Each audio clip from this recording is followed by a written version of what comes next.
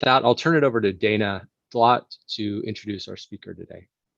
Thank you very much, Tracy. Yes, you know, this seminar speed series that we're having here was designed by those of us who were sad that the APS biennial meeting was canceled. This is our poor attempt to try to make up for it. And one of the special things about the biennial meeting on shock compression, for me at least, was always being able to see Bill Proud, who tells me that he's been to every meeting for the last 25 years, and who, in my mind, you know, always stands out for the number of contributions he makes to the meeting. So let me just tell you a little bit about Bill, and it's been filtered because it's stuff he gave me, not stuff I've verified independently. But Bill's current position is a senior security fellow in the Institute for Security Science and Technology, and he's the director of the Institute of Shock Physics at Imperial College London. One of the reasons I think I've always appreciated Bill so much is that he was trained as a chemist. And just speaking editorially, I think that one of the frontiers in the shock physics community should be chemistry. It seems like a lot of the problems that have been discussed for a long time really need good chemistry to be understood. But this may surprise you, it certainly did me, but Bill was trained as an electrochemist. And after he got his PhD, he did a postdoc in Spain at the University of Barcelona in electrochemistry. And then for reasons that are not clear to me, he took a postdoc at the Cavendish lab where he did shock compression. And I'd say we're all very fortunate that he made that decision. He was very successful at the Cavendish and worked himself, became a group leader in the physics and chemistry of solids group. And then he moved to Imperial College of London, where he set up their Institute for Shock Physics. So Bill is well known for his development of new diagnostics and his willingness to look at very, very complicated problems. He's done a lot of influential work in shocked granular materials and did some wonderful work on energetic material microstructure, especially hotspots. But at Imperial College now, he has become an expert, in fact, a world leader on the topic you're going to hear today, which is the dynamic response of biological and other relevant materials. So, and I think that ought to be a growing part of the topical group. So I'm really happy to hear him. And so with that, I'll turn it over to you, Bill, and please go ahead and start your presentation. By the way, everyone should mute except Bill, of course. Okay, well, okay. So thank you. I hope everybody can hear me. And I'm very delighted to be invited to give this talk today, talking about the dynamic response of biological and associated materials. And I've listed a number of researchers here who've contributed significantly to the research, often led elements of the research I'm presenting. Myself, Sarah Rankin, Spiros, Daniel Magnus, Mansour, Tweeten, Nick, David, and Kate. And they come from a variety of institutes and backgrounds, medics, bioengineers, chemists, physicists, and there is a whole bunch of other people on this screen here. You will recognize some of them as people that I've had the good fortune to have worked with for many years in the area of shock physics, David Chapman, Dan Akins particularly, but a number of organizations involved there, vet schools, etc. When preparing this talk, I was not going to tell this SCCM about Hugonios, and I'm certainly not going to talk about that kind of thing. I'd rather talk about the context and what motivates me and my co-workers to look at the dynamic properties of biological materials, and then talk about some of those details of the results we're getting, and again, try to put them in context. The research is ongoing, so there's still huge amounts to be done, but let's get going. So here is a variation of a much used slide showing strain rates and what people define as intermediate strain rates, what other people define as high strain rates. And you can see there that along the top, there are a number of loading platforms that are being identified, explosive loading, servo hydraulics, everything in between. And on the bottom edge there, which is slightly more unusual for shock compression community, is a list of things that humans might do or human-made devices might do in terms of strain rates. And we can see things like your heart beating and running and walking. In terms of their physiological strain rates, these are normal and we're very much adapted for that. So hopefully that's good. And Dana, I can now see you on video. So that's good to see. So there you go. Be able to start your we have video a range of these now. things. So we have things that. Try to start your video. Oh, can I? Oh, right. Okay. Okay, I'll give it a go. There I am against the blank background. Oh, so hopefully that's okay. And you can see these various loading regimes. Okay, so now we can.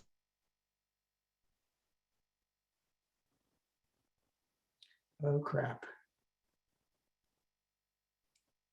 Down below, we have some more less happy activities of stabbing, etc. So sports injuries gives you an idea. So I'm now going to go to the next slide. Okay, so warning, there are images here of injuries. The people injured cannot be identified from those images. Some people may find some of these images disturbing. So just up front there, if I remember what's on the next slide, I'll give people a warning, but basically it read. This is what I'm going to talk about. Hopefully give people an idea of what motivates this area. And firstly, we'll talk about the global context of blast and fragment injuries that is seen. So one of my students went and did a epidemiology from the GTD, the Global Terrorism Database, a listing of all incidents arbitrarily ranked from 1970 to 1999 and 2000 to 2016. That was when the paper was published. All incidents meaning that somebody unfortunately was killed. And mass casualty incidents, MCIs, those are 10 people or more. It's just an arbitrary division people use. So we can see, again, very widespread situation. You know, unfortunately, the United States features quite prominently in amongst this. Again, you can see in Russia, Commonwealth of Independent States, Colombia, where my wife happens to come from, there is a significant amount of activity, shall we say. If you ask, how is this changing with time? Then we have this graph here, which shows the number of events versus years. And before anybody says, wow, 1990, everybody always asks me, 1993, was it a very calm, quiet year? And I asked that question as well. And the answer is no, they changed the way the statistics are reported. So that dip is not real. It was not a happy year. But what we see, it was a good year, but anyway, it wasn't happy. But we went through there, and what we see is that there has been a marked increase in these type of mass casualty incidents and in incidents globally.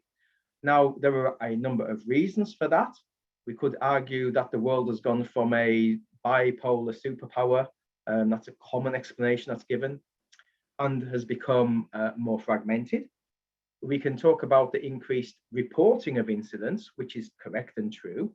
And we can talk about just an increase in incidents. But you can see things are going up, and that's not a good thing. There's a little bit of a dip there, starting 2016. Things have dropped off dramatically due to COVID. People are interacting less in positive ways and interacting less in negative ways.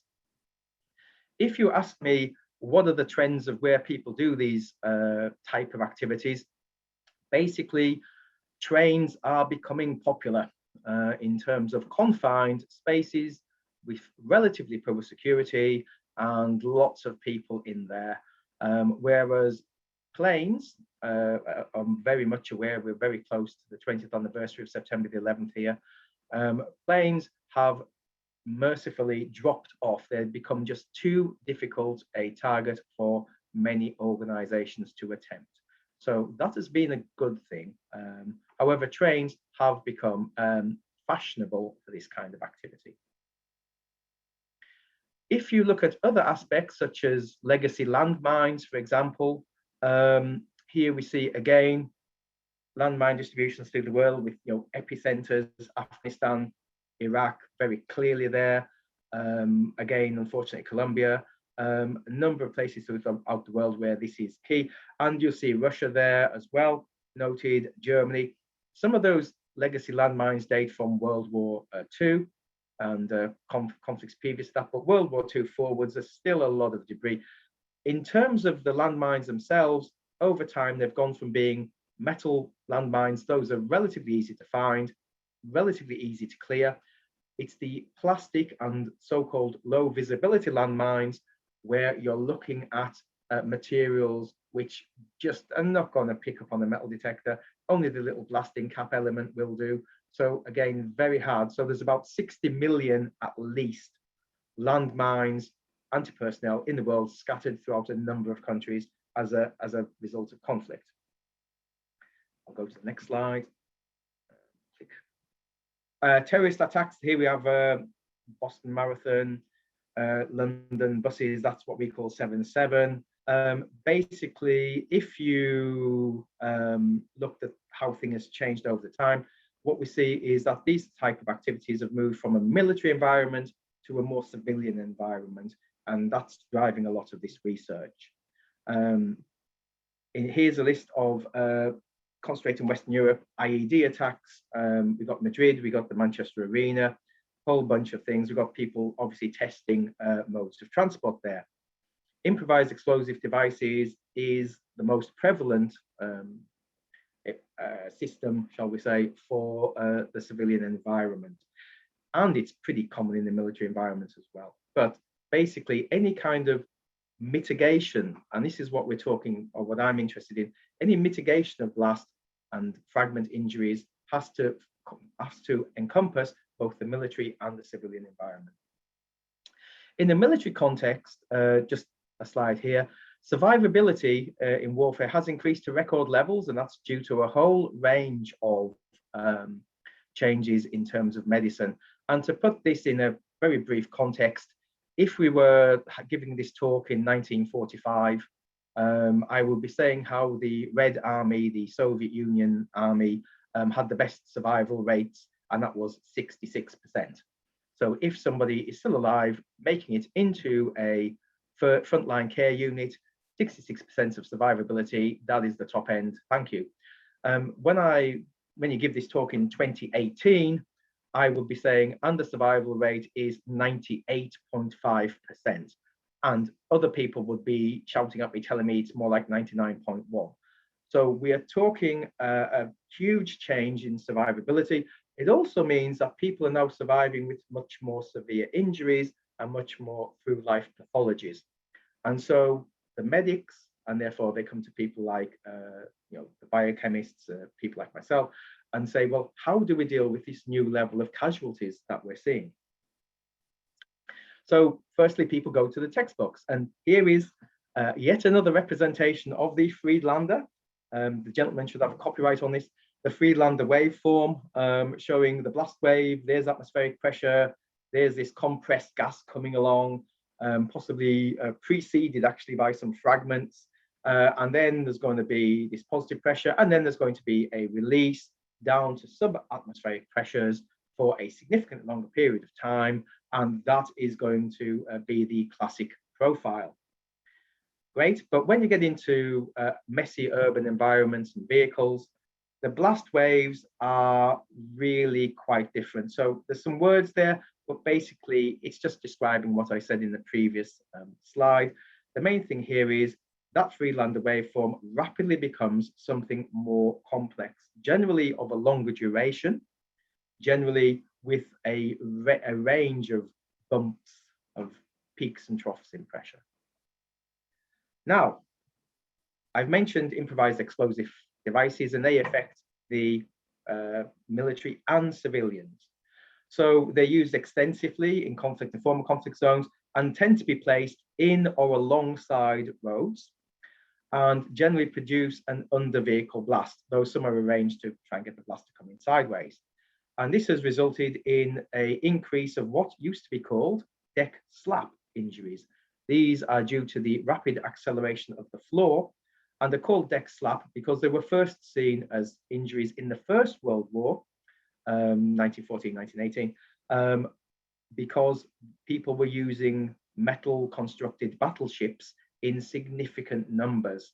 And when these were struck, the deck would flex, and this would cause a rapid acceleration of the ankle and cause injury to the knee, injury to the ankle. And many seafarers of that time, many sailors of that time on these vessels discovered that if they walked around with a slightly stooped, bent knee posture, then when these impacts happened, their chances of getting injury were heavily reduced. So it's like going skiing and you're told to bend your knees. This is the same kind of idea here. If you said to me, well, what are the kind of accelerations that people see? So this is the first thing that you would see, I imagine, as definitely a shockwave community style of measurement. What we've done here is we've taken a 2 meter square metal plate. It is 50 millimeters thick, and 30 centimeters from that in the center, we have placed a flush buried 1 kilogram right cylindrical charge. And we've detonated that charge, and we have a HET-V or photonic Doppler velocimeter looking down at the middle of that metal plate and seeing what is the acceleration velocities that are seen. What we see here is the velocity over the space of like half a millisecond goes from 0 to round about 17 meters a second. If you said, what does that mean in terms of human injury? Well, we are primates, and we are designed, or however you want to describe it, evolved to fall out of trees, or at least survive falling out of trees. So 10 meters a second or so tends to be towards the average limit for most people. 15 meters a second tend to be very fit people, will not experience injury.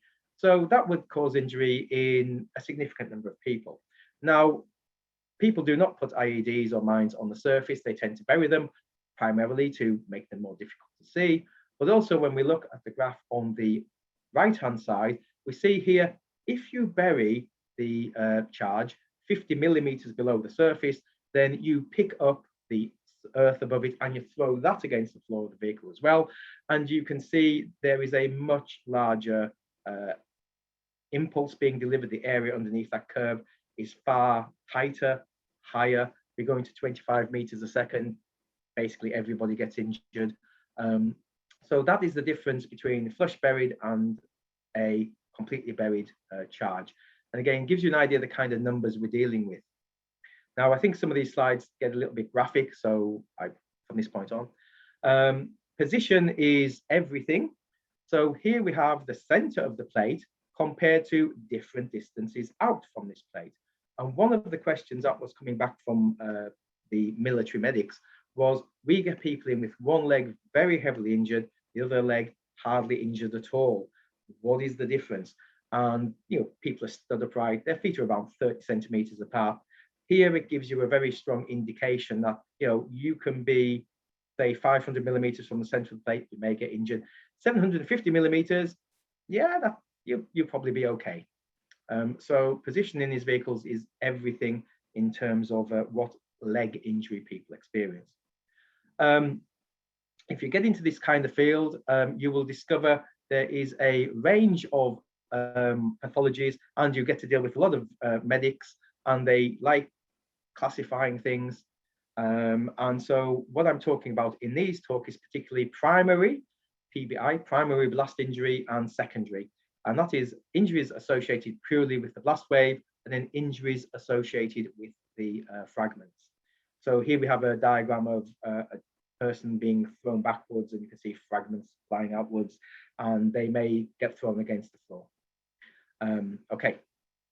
Now, commuted tomography, CT, demonstrates PBLI. So medics, just like physicists, like using abbreviations, primary blast lung injury, and CT, computed tomography. So what we see on the left-hand side is a normal lung tissue, fine. On the right-hand side, we can see this gray area of non-functional lung tissue. Primary blast injury, otherwise known as miner's lung, is an injury associated with blast loading of the lungs, whereby little micro tears are introduced into the lining of the lungs, into the various alveoli there. And from that, you get secretion and inflammation of the lungs. And that leads to an increase over a period of maybe up to 3 days of the injury in the lungs. So it creeps up on people. And anecdotally, there was a case of some American servicemen who were in a vehicle. The vehicle's blown up. They took their injured colleague to the frontline medical center. He was being treated. The other ones were sitting around having a drink of, in this case, it was Coca-Cola. But one of them said to the other one, you know, I just can't swallow this. And that is a classic sign of post-primary blast lung injury. And because of that, they were treated. The treatment is antihistamines and lie down, fundamentally. But by doing that, you basically save these people's lives. So these are the kind of injuries that develop. It's not immediate. And a lot of the things about studying dynamic response in biological materials is the material keeps evolving, keeps developing as you are studying it. So if you're looking at cells and stem cells, we'll mention those, they are growing during your experiment. And you always have to have a very careful control of this. And that's why you have to get experts in other fields involved. So next slide. Okay, some points there to major cavities. Graphic image here, somebody's leg. You can get blast winds moving at several kilometers a second, so debris clouds throwing out things at kilometers a second. This lady indeed had her leg punctured by these mechanical nuts that people had included in their device. The thing that looks like a metal frame is a metal frame. It's being used to help hold her bone together. Other ones, people standing on landmines. We've got black and white image here, but basically, again, showing that the explosion happens and it tears off and you get flail of limbs. So this is from an anti-personnel mine, again, traumatic injury. Now, you may say, well, that's, you know, what can we as a shock physics community do about this? Well, indeed, we could start to analyze what is the medical reason why some of the pathologies are seen after this type of injury. In a vehicle, we have a variety of things can happen. The floor of the vehicle can deform, it can be ruptured, the occupants can be thrown against the roof of the vehicle. It's a key thing. They can get burned as well, as so many things can happen.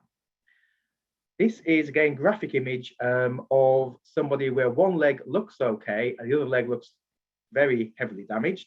Indeed, both legs, they couldn't do anything. But one of them shows the effect of these small changes in distance. Here's kind of where people get injured over the body. And what we see here is AIS regions, American Institute of Surgery regions damaged. What we see here is that these injuries tend to be over the entire body, with mounted personnel, as in people inside the vehicles, displaying more widespread injuries. Less fatalities, but more widespread injuries because they become thrown around inside the vehicle. Somebody outside the vehicle generally, unfortunately, loses their legs and they're thrown in the air. But in terms of damage to the head, lower incidence, whereas in vehicles, head injuries are disturbingly common. Here's death by region. Medics love this kind of data. It helps them get an idea what they'll be dealing with. But what we see here is mounted people, head injuries are a significant cause. People get ricocheted against the roof of the vehicle, causes trauma to the neck, brain, etc., not very good. That's what tends to kill them. Outside, lower extremity and bleeding is the main cause of death, and it's a very marked difference between the two. So what we did when we came into this field was look at the evidence from the field, what injuries were being seen, working with the medical community, and seeing what we could do in terms of isolating which areas of the body. And clearly here on this graph, you can see those horizontal filled bars represent percentage. You can see that there is, massive amounts of injury to the lower legs or lower extremities, to the feet, the ankles. So that's where that was a driver for us. This is 2011. That was a driver for us. And an important factor here, and this is where people who do smart design of materials and understanding the dynamics of loading of smart designed materials can be very useful and helpful, because one of the worst injuries you can suffer to your foot is damage to the heel. If you get damage, the heel of the foot is a very complex, fibrous, gel-filled structure. It's a shock absorber and it responds markedly differently across strain rates. But once you damage it, there is no currently existing prosthetic heel that exists. So people with heel injuries may find themselves going for optional lower limb amputation.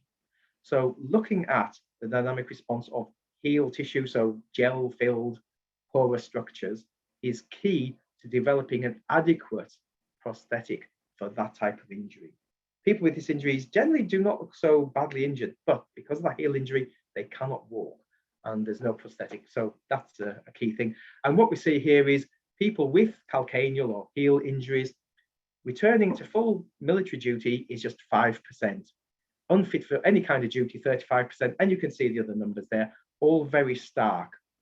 And so what you get is a significant long, and what you see is complications of infection of various types building that system. And the timelines go on for years. So that's a timeline of injury outcome. So what we see here is the need for understanding of materials under their dynamic loading and poor outcomes as to what people can develop. But also there are other more cellular based injuries. And one of those is heterotopic ossification. I always say that medics like to confuse civilians like myself by using a mixture of Greek and Latin in order to make it sound very mystical. But TA is traumatic amputation. Heterotopic ossification, so hetero, different topic surfaces, structures, turn to bone. And it's the development of ectopic, or we would say non-functional bone tissue within injured limbs.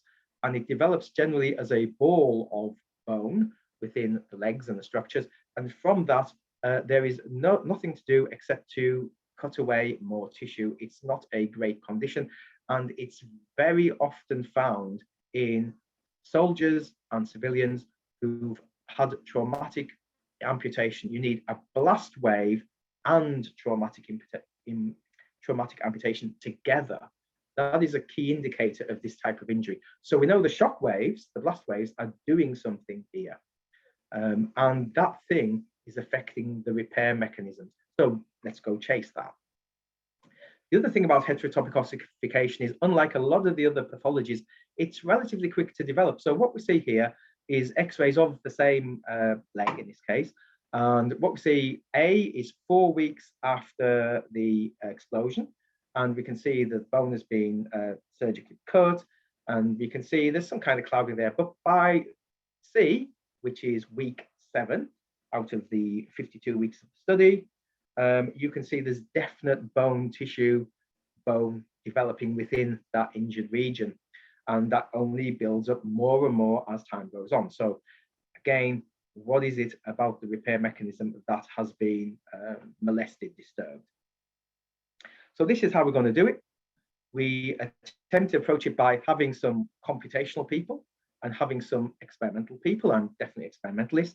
And we were going to use the expertise and the diagnostics we've developed in the shock physics community to this particular range of problems, use a range of loading platforms, because initially people came to me and said, do I think it is pressure? Do I think it is impulse? Do I think it is strain rate? Do I think it's temperature? Do I think it's some kind of toxic response due to the chemical products of the explosive? That's 5 things to start with. And I think I disappointed them somewhat, because I kind of said, yes, possibly. It was difficult for me to just off the top, no, it must be pressure. No, strain rate is important as well. So, and temperature, not so important really, but it could be. So there are a number of things out there that it could possibly be. Pressure and strain rate were 2 things we definitely thought. Total impulse delivered, again, that's got to be something that we've got to look at. So this is what we're going to do. And then the idea is to understand that and then produce mitigation. And these are the associated materials. These are the things that touch the human body, that people wear and carry around with them, or that can be placed within vehicles in order to prevent the injury in the first place, or reduce the prevalence of the injury. So the first thing you go do, you're doing blast injury, you go build a shock tube. And so, well, we went and built a shock tube, and there it is. It's got a whole 60mm bore, and many people in this community will say that is rather small. Correct, because what we were doing was chasing cellular damage. People have shock tubes and they're looking for, damage to vehicles, damage to the whole body. That is a very necessary piece of equipment to have.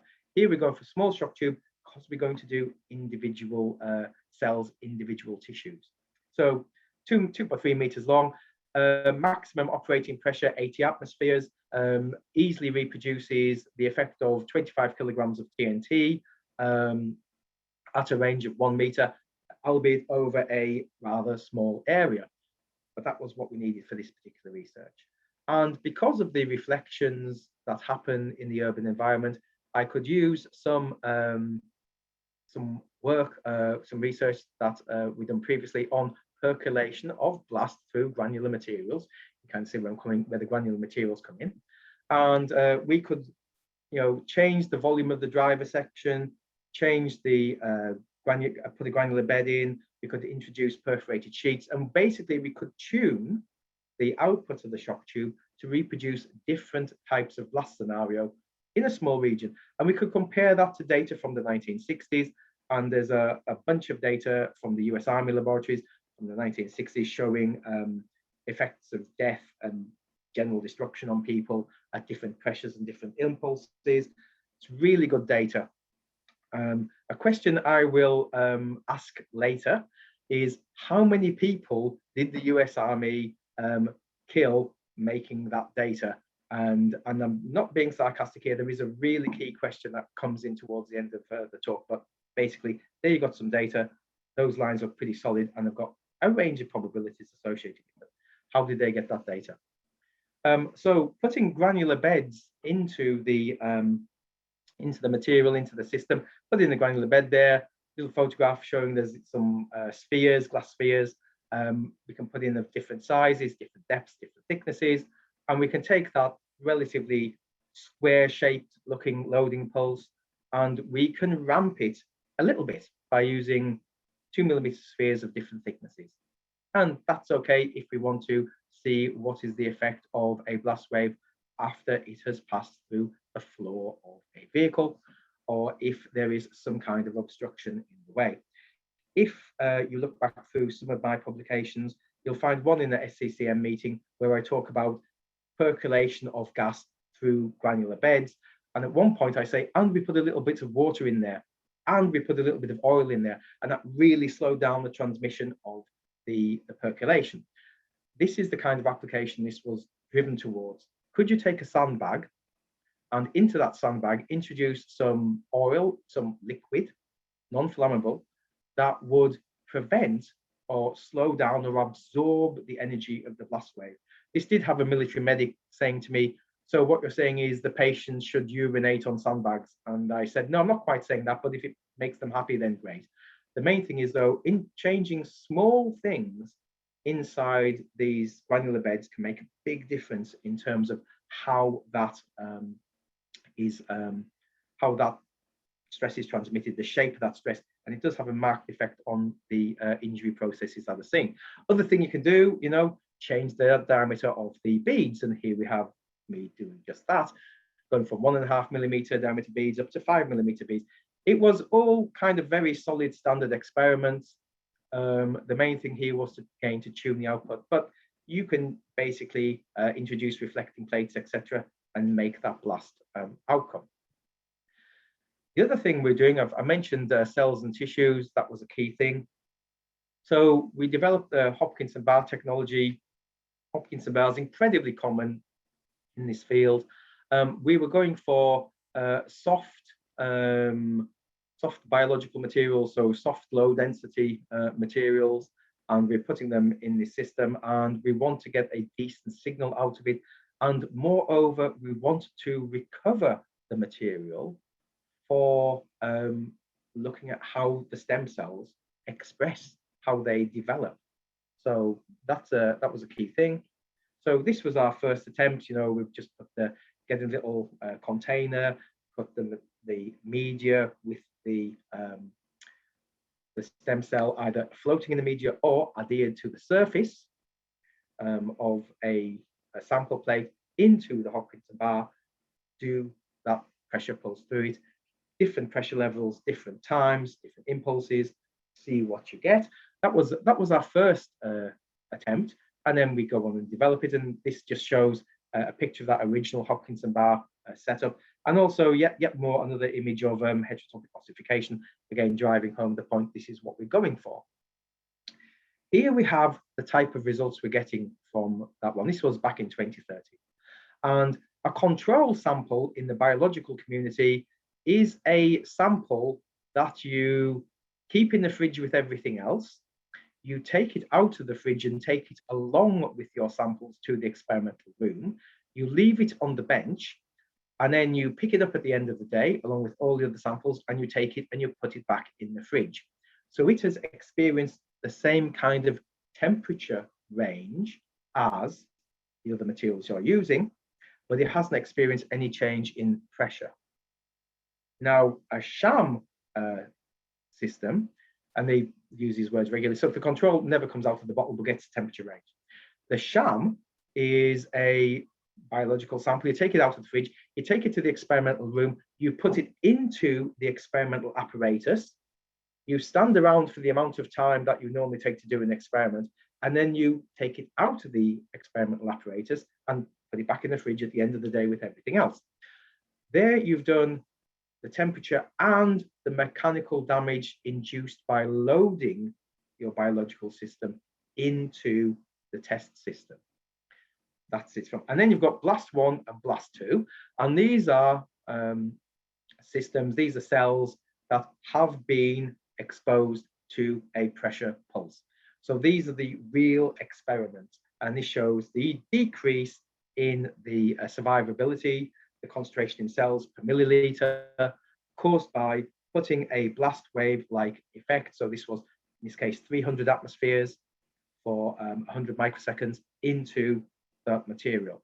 And basically you destroyed, you killed around about 70% of the cells.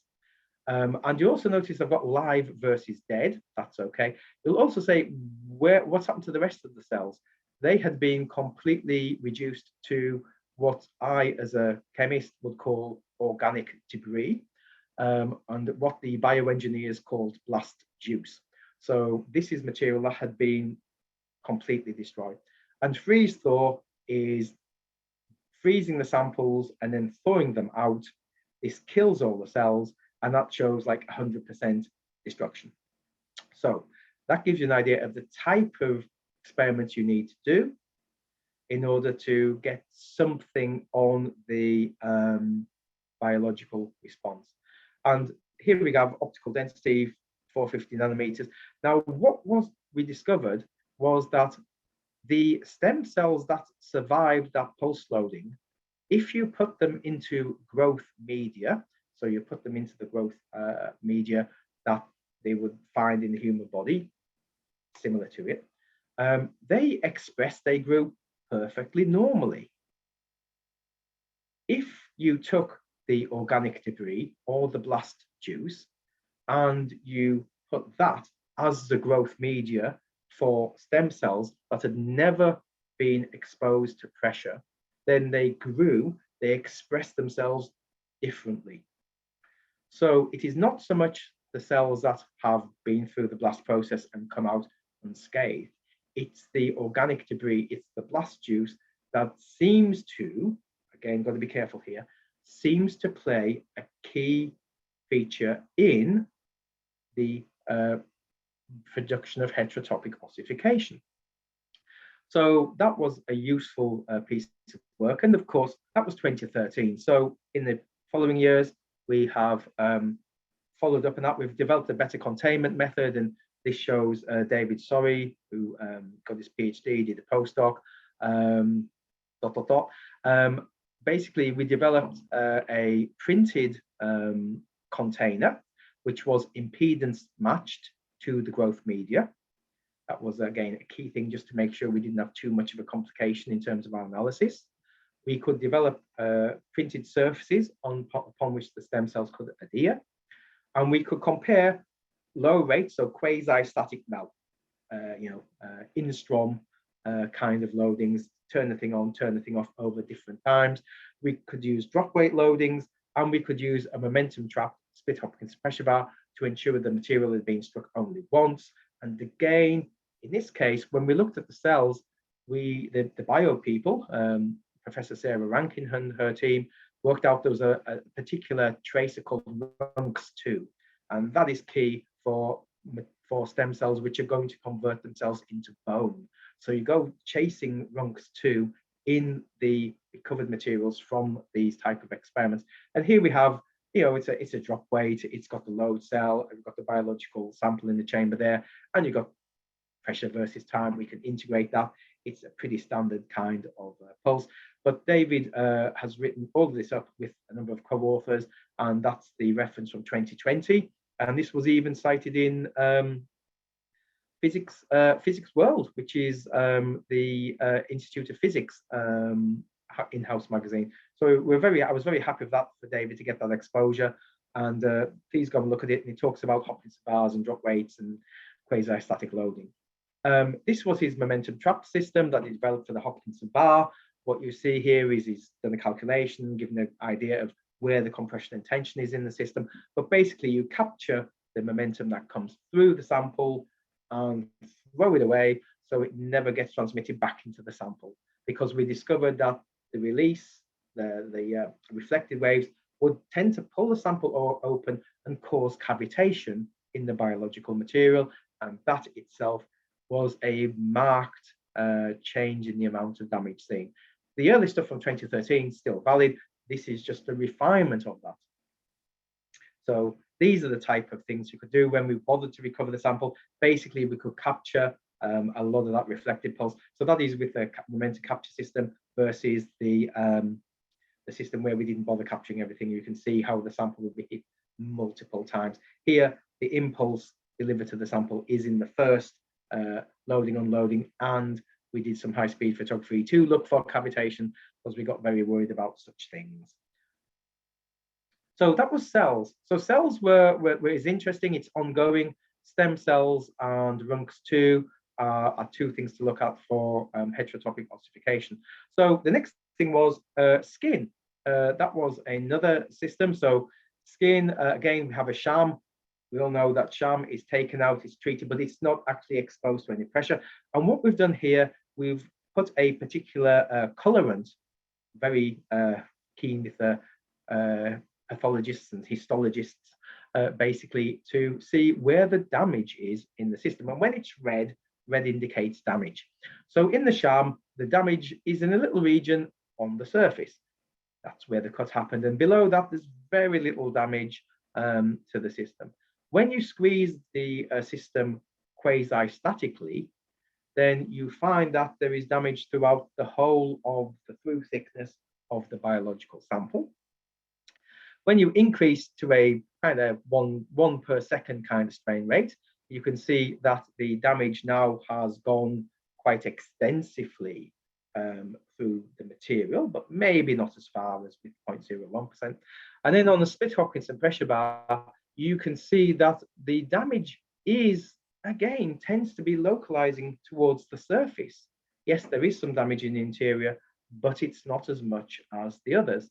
Again, you could tell me that is the impulse delivered, but also the thing here is biological damage, like any kind of mesoscale damage, takes time. So a lot of these systems were not putting the pressure on for the time to produce the damage, but it also shows that where the damage occurs in the system, again, in skin, was very strongly dependent upon the strain rate. And on the left-hand side, we have engineering strain versus engineering stress, and showing the response of skin at a range of tensile strain rates for the system. And again, good to see that when you get into intermediate strain rates, tensile strain rates, you know, we get a system that responds very much like we would see in many polymer systems. And in the abstract to this talk, I said that often we in the shockwaves community, we're very strong and good on metals and metal behavior, and people worry about movement of dislocations and how they affect the behavior of this material. Then when people look at polymers, they say, well, a polymer is a bit like a metal in its behavior, but its density is obviously different and its chemistry is obviously different. But in terms of trying to rationalize it, we can use a metal model up to a certain point. Other people come in and say, well, you have to develop a polymer model, and therefore you then say, well let's do group interaction modeling. Let's do a whole raft of different techniques and apply them to the data and see what we can get as a predictive model. So when we look at skin, we look at it and kind of go, it's a polymer, collagen must be right.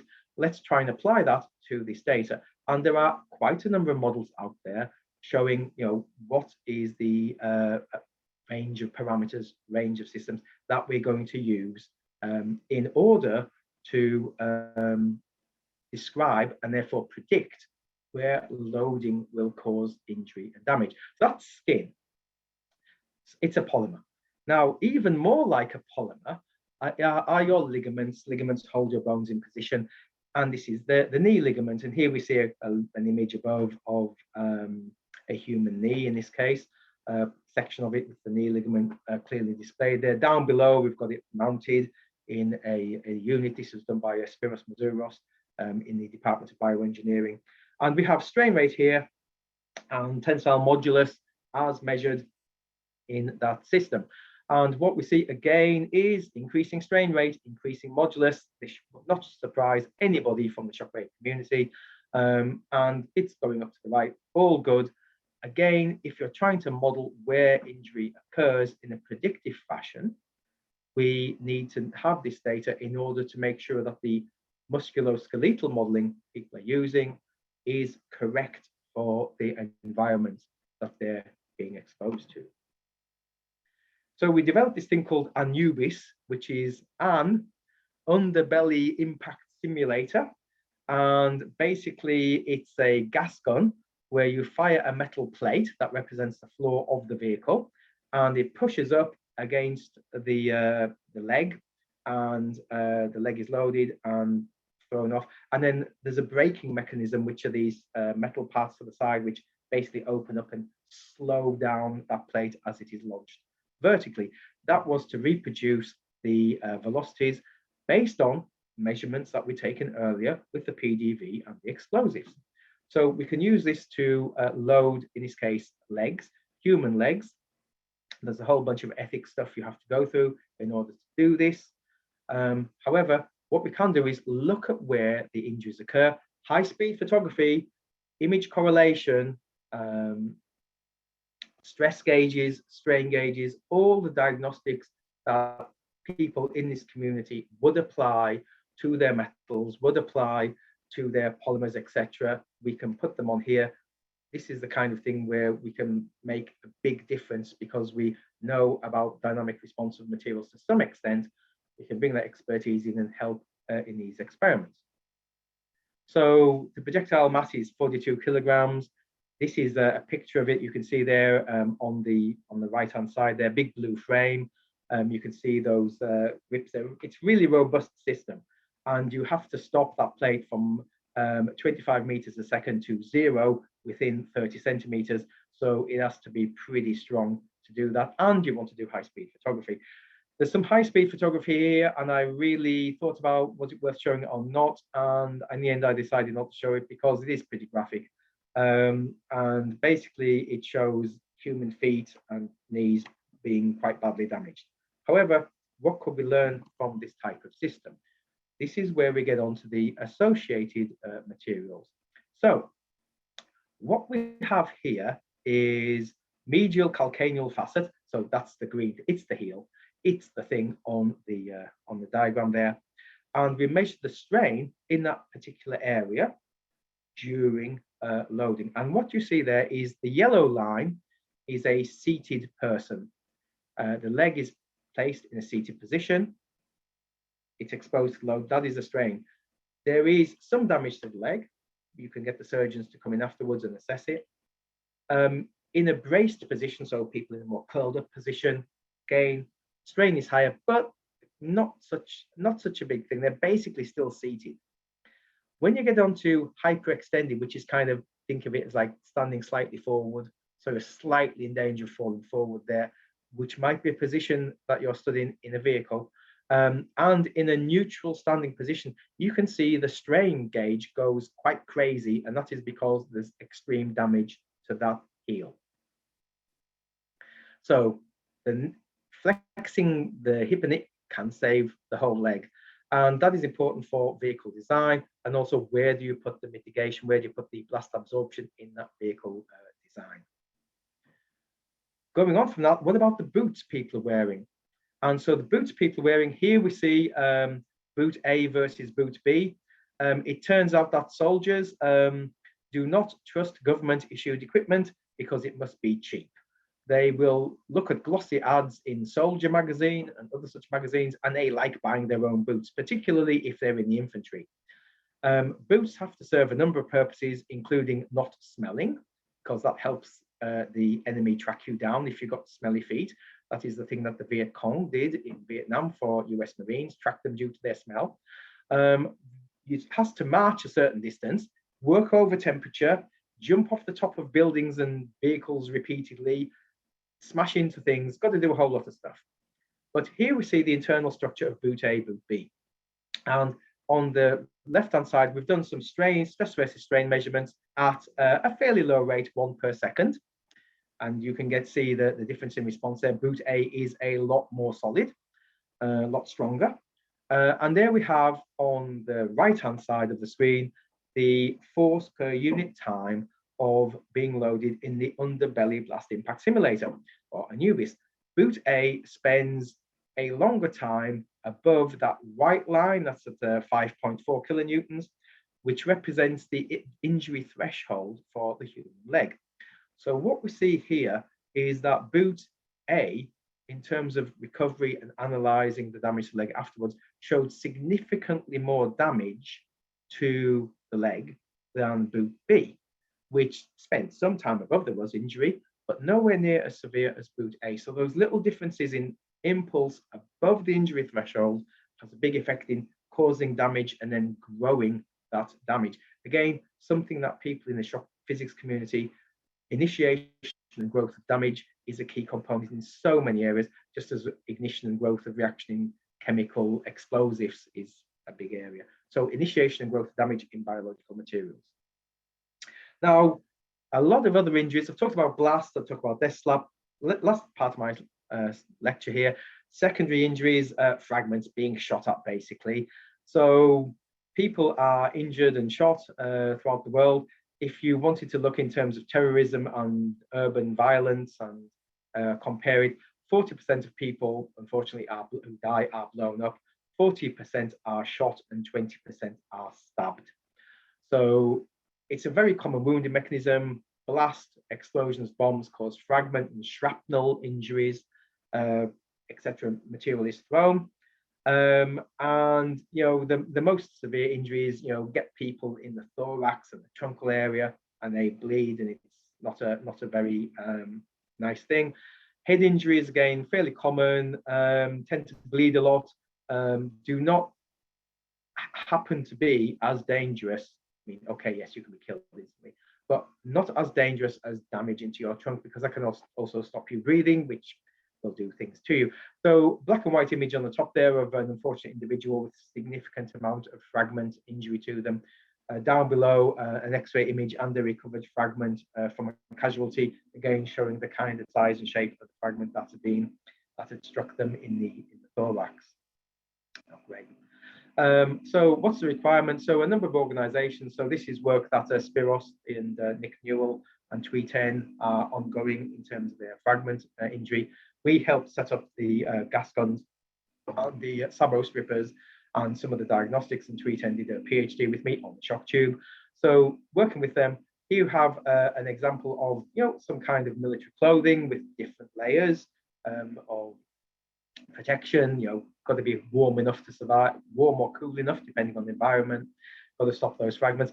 And on the other side, we have a more CP&I committed to the protection of national infrastructure, showing a explosion, and there's some fragments going out sideways. There's a wall there, and then the green people are having a relatively good time, and the people in black are having a really bad time because they've been struck by fragments. And so looking in the data, oh, that graph hasn't come up well. That line that suddenly takes a dip is meant to take a dip at, you know, on the blue line. So the 50-50 possibility of injury point. But the main thing is you can look through the published data and take some measurements of your own and identify what are the thresholds for penetration of fragment simulating projectiles to tissue. And the answer is round about 150 meters a second. Now, 50-50, if that's in terms of injury, most people don't like those odds. Most people want maybe 1% chance of injury, 0.1%, you know, 1 in 100 sounds a little bit distant. 1 out of every 2 sounds like you or the neighbor. So 50-50, but we had to pick a threshold, and that was one that was indicated to us. We have a gas gun, as a picture of it down the side there, a little schematic, and we take the projectile goes up, it's Sabo stripped, and we can get up to 600 meters per second. And this was the thing, fire a variety of fragment simulating projectiles. And these are NATO standards. You can also just fire fragments, which is something I'm particularly keen on, because not everything is an engineered structure. It's fragments of glass, it's bits of wood, things like that. So we used a choice of target. In this case, it was sheep tibia. So being bioengineering, they can use human tibia, but we don't use them very often because it's more expensive, but mainly because of the ethics, and mainly because it is you know, pretty bad having to go and buy human body parts. We do that, it's part of the job. We work with medics, they have to study human bodies, so you know, this is where we get our support from. But basically, a sheep tibia represents a 5-year-old boy's tibia. It's got similar material properties, measured quasi-statically. In terms of its standing and gait pressures, they're of 90 newtons. That's the aforementioned boy. And the fragment simulated projectile was a steel projectile, you know, less than a gram, about 5 millimeters or so. And here is a movie showing the impact onto the tibia, quite graphic there. When we do these experiments, we look at impact directly on the bone, but then importantly, we do impact through gelatin surrounded bone, because the body has an effect, the soft tissues have an effect in terms of containing the fragments of bone, but also is taking away some of that input energy. And from that, we can work out a range of quite close velocities on when there is no penetration, where there is puncture, meaning the projectile goes in but does not come out the far side, when it comes out and leaves a hole, when it completely smashes things up. And again, we can see the range of it. So one of the things here is we do not expect to develop mitigation systems where everybody can be protected against everything. But if we know we can take out a certain amount of energy from the projectile, then we can go from one of these injury regimes to a one representing a lower injury outcome, and that has better prognosis for the person, of course, life becomes easier. So if we can get everything to drop from this EF3, EF4, which is a scale that medics use, down to EF1, that is a big advance. We've got to make sure that whatever mitigation system still allows people to do their jobs, still allows people to have a normal life. We cannot have everybody walking around in 2 meters of bubble wrap. This has got to be practical. So this is the thing we're aiming for. And then anterior medial impact, otherwise known as where the blue arrow is pointing, i.e. to the shortest distance from the surface of the body into the bone. And here I mentioned earlier, how many people did the US Army kill to get those injury curves? Nobody. They tested it on animals. These days, you couldn't do those experiments, but the data exists. So, and we're looking for human injury, so we must use that data. Here is the thing in red that causes a lot of discussion in this area. It's scaling. Scaling of against body mass, for example, scaling against the square root of body mass, scaling against density of lung tissue, all have been tried for measuring various effects. Is there any universally agreed system of scaling from one particular type of animal to a human? The answer is no. You know, there are a range of more popular options, and this is a popular option, just multiply by a number based upon mass, based upon body mass. That's accepted widely, but there's nothing that is, I would say, truly fundamental that's been done in that area. Something that people may want to look at, and I'm sure there's no one scaling law will capture everything, but it kind of shows on those graphs there where you're going from the lines that EF1 plus, for example, the line representing the sheep, which is at like about 70 or so, moves up to be a human, represent the human, around about 200 or so, gives you an idea of the kind of ranges we're dealing with in this case. So again, this is a point that people will talk quite a lot about in this field. How do you scale between these different people and different creatures? So the work continues. So we were looking at rib and how penetration happens to rib. So that was an example of a rib, a scapula, and so shoulder injuries. If you're in the military, you tend to be wearing some kind of body armor. Therefore, most of the injuries happen to the tibia. Most of the injuries tend to be up on more exposed parts of your body. For civilians, then there is questions that these are more why people are less protected by and large. Therefore, injuries are more common all over the body. So next slide. Oh, sorry. So you start to look at the effect of using different types of lightweight and thin ballistic armor as protection. You use your image correlation techniques, you use all of the techniques developed in this community, and you point them at that particular issue, and you come up with different responses for those lightweight materials, trying to see how much change it has. So a straightforward Kevlar weave on the surface doesn't seem to do a great deal. That's because the weave tends to get pulled into the wound. It's a thing called penciling. So the projectile doesn't go through the material, but it pulls the material into the wound. This is why body armor should be worn quite tightly. But in terms of things that people want to move around in, it's got to be a little bit loose. Therefore, that material will be pulled into the wound. So you go through it and you try and work out which is the best option. Ultimately, all of this data, all of this studying of strain rate data is being fed into musculoskeletal modeling. And here we have an example of a model that's used by Dr. Andrew Phillips in Imperial, showing that leg there. You can see various bone parts and ligaments, etc. And fundamentally, we have shown 63 components there. Each of those components, the skin, gelatin, ligaments, have got a strain rate dependent model that has been derived from the data that we've been capturing. Trevor Clerty in University of Cape Town, South Africa, published a paper, I think 2015, on the response of bone to dynamic loading. Basically, bone lasts out very well to 10 meters a second, get to 20 meters a second, catastrophic failure. It's a curve that goes up and plateaus quite rapidly. So again, from an evolutionary standpoint, humans and animals want to survive a number of normal conditions.